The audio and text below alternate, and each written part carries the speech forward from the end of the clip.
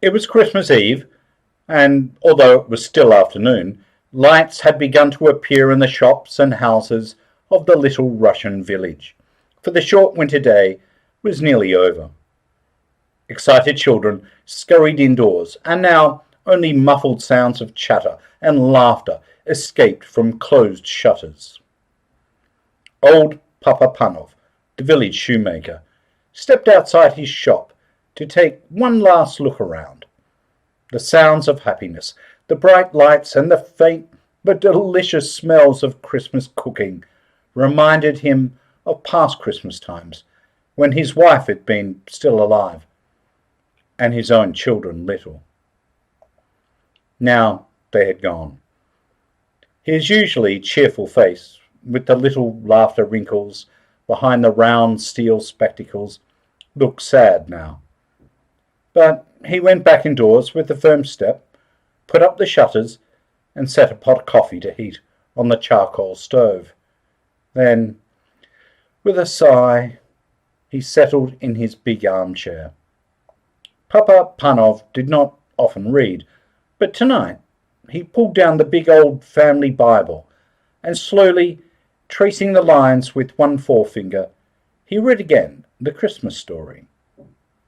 He read how Mary and Joseph, tired by their journey to Bethlehem, found no room for them at the inn, so that Mary's little baby was born in the cowshed. Oh dear, exclaimed Papa Panov. If only they'd come here. I would have given them my bed, and I could have covered the baby with my patchwork quilt to keep him warm. He read on about the wise men who had come to see the baby Jesus, bringing him splendid gifts. Papa Panov's face fell. I have no gift that I could give him, he thought sadly. Then his face brightened. He put down the Bible, got up, and stretched his long arms, the shelf high up in his little room. He took down a small, dusty box and opened it. Inside was a perfect pair of tiny leather shoes. Papa Panov smiled with satisfaction.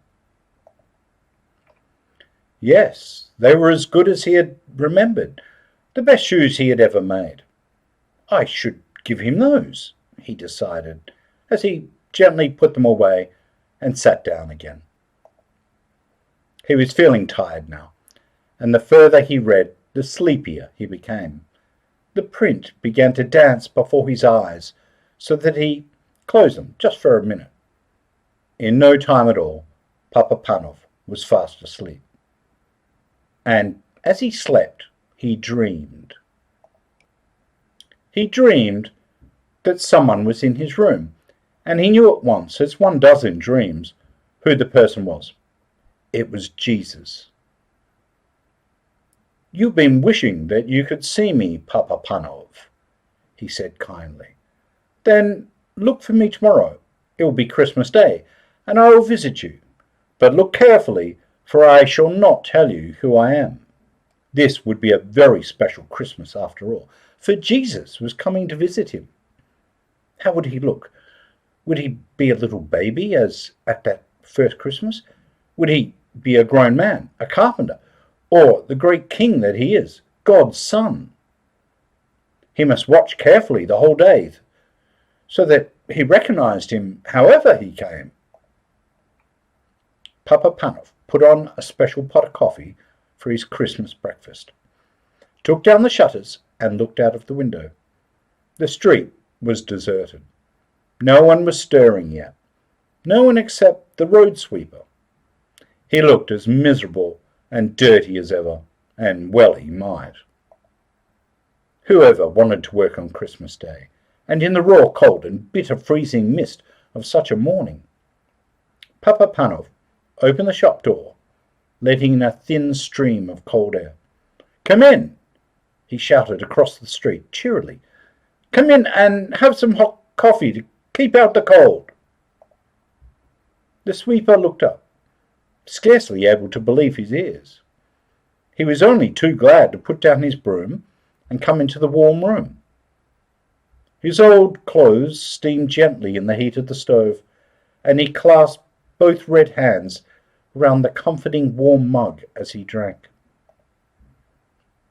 Papa Panov watched him with satisfaction, but every now and then his eyes strayed to the window. It would never do to miss his special visitor. "Expecting someone?" the sweeper asked at last. So Papa Panov told him about his dream. "Well, I hope he comes," the sweeper said. "You've given me a bit of Christmas cheer I never expected to have. I'd say you deserve to have your dream come true." And he actually smiled. When he had gone, Papa Panov put on cabbage soup for his dinner, then went to the door again, scanning the street. He saw no one, but he was mistaken. Someone was coming. The girl walked so slowly and quietly, hugging the walls of shops and houses, that it was a while before he noticed her. She looked very tired, and she was carrying something. As she drew nearer, he could see that it was a baby, wrapped in a thin shawl. There was such sadness in her face, and in the pinched little face of the baby, that Papa Panov's heart went out to them. "Won't you come in?" he called, stepping outside to meet them. "You both need a warm seat by the fire and a rest." The young mother let him shepherd her indoors and to the comfort of the armchair. She gave a big sigh of relief. "I'll warm some milk for the baby," Papa Panov said. "I've had children of my own. I can feed her for you." He took the milk from the stove and carefully fed the baby from a spoon, warming her tiny feet by the stove at the same time. "She needs shoes," the cobbler said. But the girl replied, "I can't afford shoes. I've got no husband to bring home money. I'm on my way to the next village to get work." A sudden thought flashed through Papa Panov's mind. He remembered the little shoes he had looked at last night. But he had been keeping those for Jesus. He looked again at the cold little feet and made up his mind. "Try these on her," he said, handing the baby and the shoes to the mother. The beautiful little shoes were a perfect fit. The girl smiled happily, and the baby gurgled with pleasure. "You've been so kind to us," the girl said, when she got up with her baby to go. "May all your Christmas wishes come true." But Papa Panov was beginning to wonder if his very special Christmas wish would come true. Perhaps he had missed his visitor. He looked anxiously up and down the street. There were plenty of people about, but they were all faces that he recognized. There were neighbors going to call on their families. They nodded and smiled and wished him happy Christmas.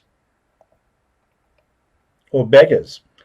And Papa Panov hurried indoors to fetch some hot soup and a generous hunk of bread, hurrying it out again in case he missed the important stranger. All too soon, the winter dusk fell. When Papa Panov next went to the door and strained his eyes, he could no longer make out the passers-by. Most were home and indoors by now anyway.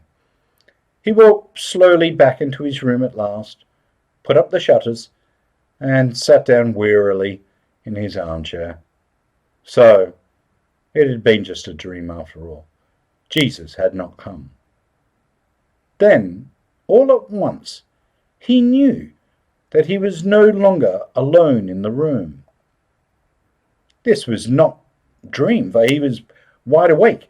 At first he seemed to see before his eyes the long stream of people who had come to him that day. He saw again the old road sweeper, the young mother and her baby, and the beggars he had fed. As they passed, each whispered, "Didn't you see me, Papa Panov?" "Who are you?" he called out, bewildered. Then another voice answered him. It was the voice from his dream, the voice of Jesus. I was hungry and you fed me, he said. I was naked and you clothed me. I was cold and you warmed me. I came to you today in every one of those you helped and welcomed. Then all was quiet and still. Only the sound of the big clock ticking. A great peace and happiness seemed to fill the room, overflowing Papapanov's heart until he wanted to burst out singing and laughing and dancing with joy. So he did come after all, was all that he said. The end.